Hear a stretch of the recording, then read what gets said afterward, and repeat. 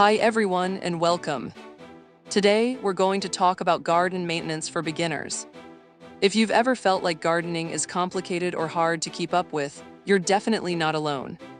A lot of people start with excitement, but quickly feel overwhelmed by everything they think they need to know.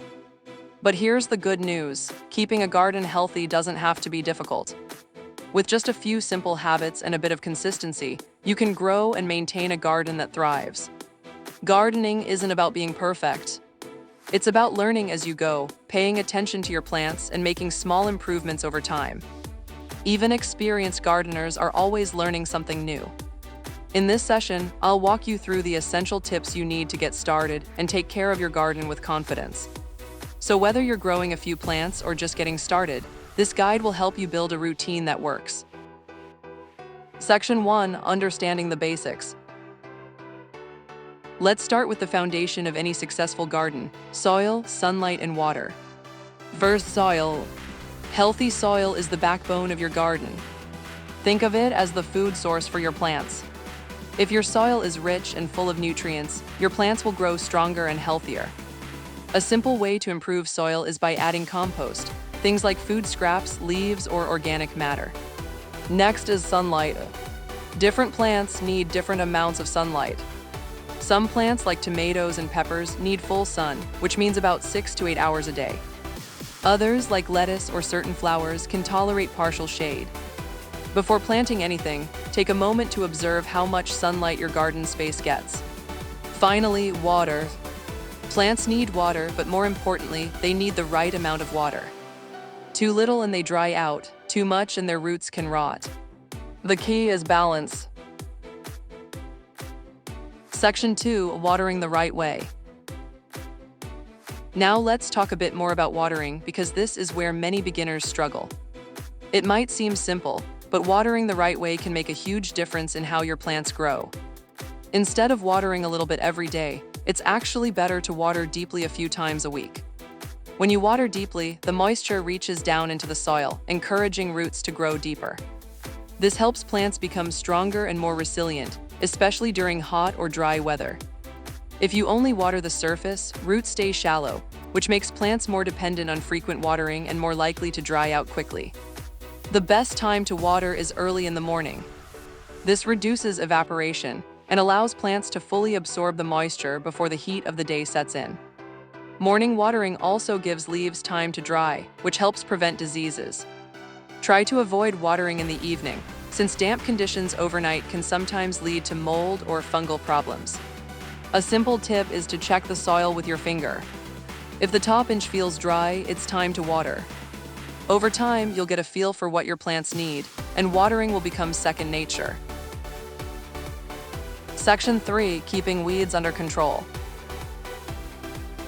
Weeds are one of the most common challenges in gardening, and every gardener, no matter how experienced, deals with them. They compete with your plants for nutrients, water, and sunlight, which can slow down growth and reduce the overall health of your garden.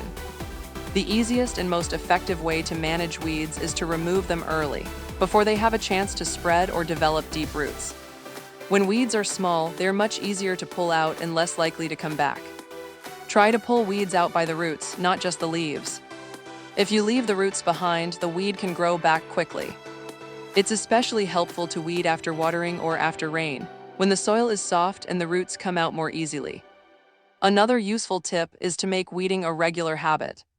Spending just a few minutes every couple of days can prevent weeds from taking over your garden. You can also use mulch, materials like wood chips, straw, or even dried leaves. Mulch acts as a protective layer over the soil, blocking sunlight that weeds need to grow. At the same time, it helps retain moisture in the soil and keeps your plants healthier overall. Section 4: Pruning and trimming. Pruning might sound intimidating at first, but it's actually quite simple once you understand the basics. In fact, it's one of the most helpful things you can do to keep your plants healthy and looking their best. At its core, pruning just means removing parts of a plant that are no longer helping it grow. This includes dead, damaged, or yellowing leaves and stems. By removing these, you allow the plant to focus its energy on new, healthy growth instead of trying to support parts that aren't doing well. For many plants, regular trimming can also encourage them to grow fuller and bushier. In some cases, it can even lead to more flowers or fruits because the plant redirects its energy more efficiently. It's also a good idea to remove any branches that are overcrowded or crossing over each other, as this improves airflow and reduces the risk of disease. When pruning, always use clean, sharp tools to avoid damaging the plant. Make clean cuts rather than tearing or breaking stems. And most importantly, don't overprune. If you're unsure, start small and observe how the plant responds. You can always trim more later, but you can't undo a cut once it's made. Over time, you'll build confidence and develop a feel for what each plant needs. Section 5. Feeding your plants. Over time, plants use up the nutrients in the soil, especially if they're growing in pots or small garden beds. Unlike plants in the ground, they don't have access to a large area to find more nutrients, so eventually the soil becomes less effective. That's where fertilizers come in. Fertilizers help replace those lost nutrients and give your plants what they need to continue growing strong and healthy. A balanced fertilizer usually contains key nutrients like nitrogen, phosphorus, and potassium, which support leaf growth, root development, and overall plant health. You don't need to fertilize constantly. In fact, doing it every few weeks during the growing season is usually enough for most plants. Giving them too much can actually do more harm than good. It's also helpful to pay attention to how your plants look. If you notice slow growth, pale leaves, or weak stems, it might be a sign they need nutrients. When applying fertilizer, always follow the instructions on the product. Using too much can burn the roots or damage the plant. With the right balance, feeding your plants becomes an easy way to keep them thriving throughout the season. Section 6. Watching for pests and problems. Another important part of garden maintenance is keeping an eye out for pests and plant diseases. Even a healthy garden can sometimes attract insects or develop issues, so regular checking is key. Take a few minutes every now and then to look closely at your plants. Check both the tops and undersides of leaves, since pests often hide there. Look for signs like holes in leaves, yellowing or discoloration, sticky residue, or small insects moving around. Catching problems early makes them much easier to manage before they spread to other plants. It also helps to notice changes in your plant's overall appearance.